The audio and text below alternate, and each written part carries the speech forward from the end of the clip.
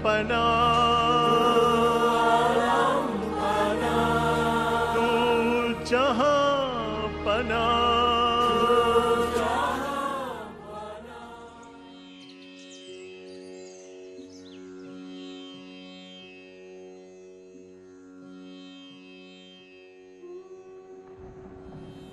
Keinginanmu untuk berbahagia tidak akan pernah terwujud karena kau mencarinya.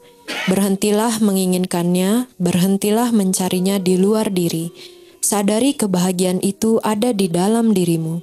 Temukannya di dalam diri sendiri. Pranam. Sairam, ketika kita mencari di luar diri, berarti secara langsung kita mengakui bahwa itu, apa yang sedang kita cari itu tidak ada di dalam diri kita. Jadi mencari sesuatu di luar diri, entah itu kebahagiaan, entah itu peace, ya, seperti menyatakan bahwa itu aku tidak punya, maka dari itu aku sedang mencarinya di luar. Nah, problemnya apa? Di luar mungkin kita bisa dapat. Kita sedang sedih, sedang mood kita lagi tidak baik, kita nonton film atau kita pergi kemana, kita bisa dapat. Tapi tidak akan abadi, tidak akan langgeng. Akan turun naik terus. Dan turun naik ini bisa terjadi setiap saat tanpa ada alasan kuat apapun juga. Sesuatu yang sangat sederhana bisa men-trigger kita, dan peace yang kita peroleh itu langsung hilang, lenyap, tanpa bekas. Kebahagiaan yang kita peroleh hilang, tanpa bekas. Nah, ini persoalannya. Dan ketika itu terjadi, maka simptomnya akan dirasakan oleh badan kita. Terlalu banyak excitement, terlalu banyak stres, karena kita mendapatkannya dari luar, proporsinya tidak sesuai dengan kebutuhan kita. Kalau kebutuhan kita, itu badan kita tahu berapa banyak melatonin yang dibutuhkan, berapa banyak insulin dibutuhkan. Tapi ketika lifestyle, kenapa kita bicara tentang lifestyle? Ketika kita makan gula terlalu banyak, atau kita makan sesuatu terlalu banyak yang tidak dibutuhkan oleh badan. Jadi sekarang sudah ada penelitian kembali kepada tahun-tahun sebelum 1970-an. Waktu itu orang masih banyak bekerja dengan fisik, secara fisik. Jadi gula 200-250 itu nggak diberikan obat. Itu dianggap lumrah. Sekarang kegiatan fisik kita berkurang sekali. Jadi gula itu turun sampai 100 sekarang, 120. Di atas 120 disuruh minum obat. Tapi apakah semua orang begitu? Orang yang sedang bekerja sebagai salesman atau sebagai apa, naik turun kendaraan umum ya, mungkin dia butuh gula lebih banyak dari kita. Begitu juga dengan kolesterol. Mungkin dia butuh lebih banyak. Jadi setiap manusia itu unik. Dan tubuh kita tahu. Tubuh kita akan mensuplai sesuai dengan kebutuhannya. Organ-organ internal kita akan memproduksi sesuai dengan kebutuhan seluruh tubuh secara holistik. Kalau kita mencari luar, biasanya apa yang terjadi? Kita akan mengkonsumsi lebih dari kebutuhan kita. Kita pergi ke restoran. Hampir setiap kali kita pergi ke restoran tuh tendensinya adalah makan lebih dari apa yang biasa kita makan di rumah. Karena sesuatu yang adventurous, sesuatu yang baru. Di rumah kita udah bosan dengan makanan di rumah. Pergi ke restoran dapat sesuatu yang baru. Kita nggak lagi peduli.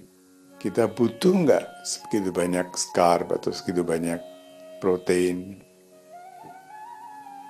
Kita tidak butuh. Nah, untuk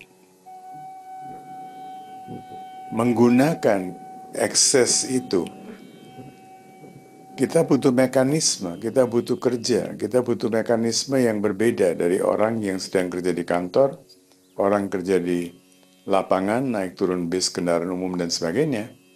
Kebutuhan mereka lain-lain. Nggak bisa sama. Nah, ketika Baba mengatakan kebahagiaan itu ada dalam diri kita, beliau mengatakan bahwa sesuatu yang alami itu sudah ada. Kamu mau cari apa di luar? Pernah satu kali saya berikan contoh,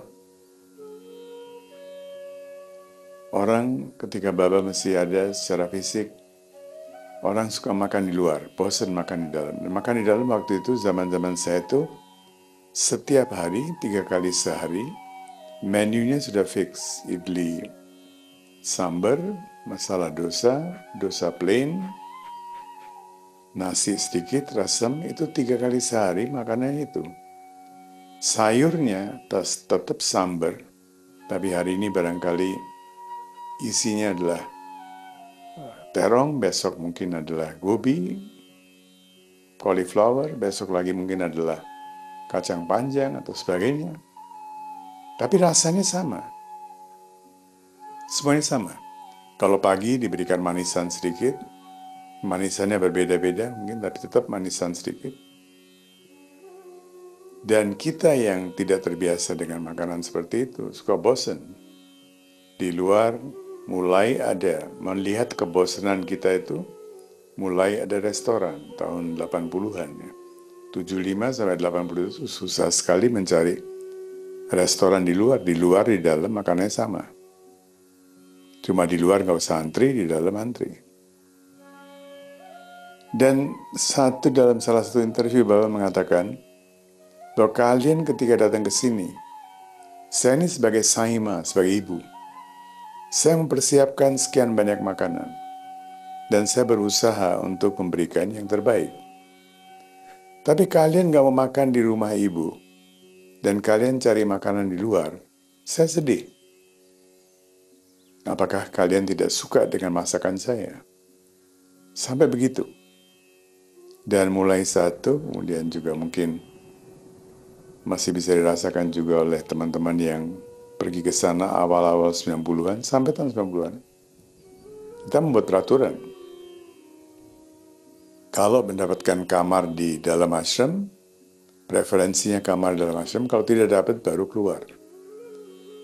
Dan jam 9 malam, ashram tutup, jam 10 blackout, nggak ada listrik lagi, kita mengikuti semuanya itu.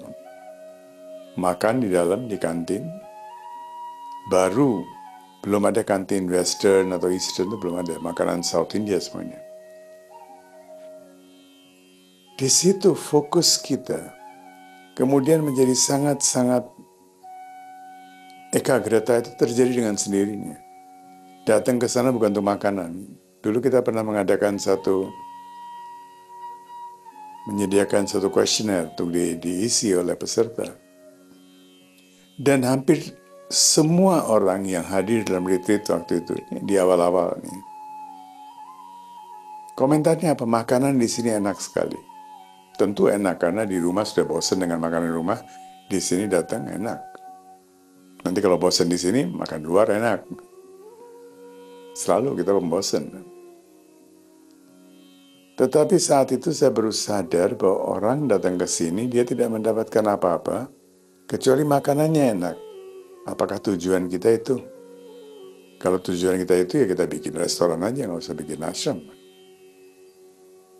Lebih mudah menangani restoran daripada ashram dengan program ini, itu, macam-macam.